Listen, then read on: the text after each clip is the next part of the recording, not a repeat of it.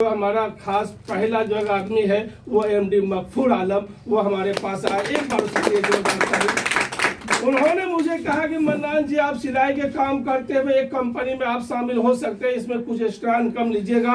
हमको विश्वास नहीं हुआ, लेकिन वो विश्वास दिलाया। उसके बाद लाइसेंस बना दिया और सामान इस्तेमाल होने लगा, लेकिन हम काम करने नहीं लगे।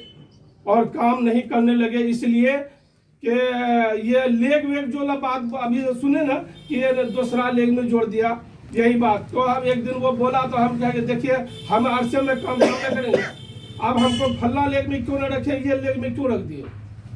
तो ये हम झिंझला दिए। तो फिर ये बेचारा वापस आ गया।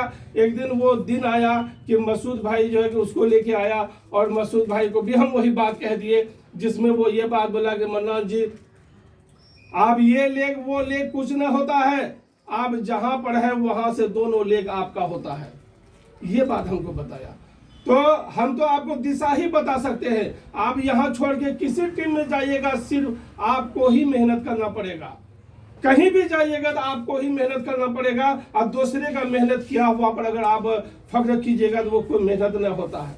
ठीक है, तो आप जहां पर है वहां से मेहनत कीजिए। और वहां से मेहनत करने का नतीजा हुआ कि कुछ दिन किए फिर हम निगेटिव हो गए, कुछ दिन किए फिर नेगेटिव हो गए। और वो दिन मुझे याद है साहब। और निगेटिव इसलिए हुए, इसके बीच में हमारी जिंदगी में एक ऐसा मोड़ आया कि एक कंपनी में फंसने के बाद उसमें 7 लाख रुपए का हमारे ऊपर कर्जा आ गया। और वो कंपनी में ज्वाइनिंग किए, लोग विश्वास के साथ मुझे पैसा दिया, कंपनी भाग गया। अब जो है कि हमको मुंह दिखाने के काबिल हम नहीं रहे। और वो इसलिए कि समाज में हमारा इज्जत इसलिए है साहब कि टेलर मास्टर यानी दर्जी को बोलता है दर्जी झूठा होता है। लेकिन नहीं साहब, हम हमारे सामने कोई भी आदमी सर उठा के नहीं बोल सकता है कि ये टेलर मास्टर झूठा है, क्योंकि हम जिससे वादा करते हैं तो उस वादे पर हम खड़े उतरते हैं।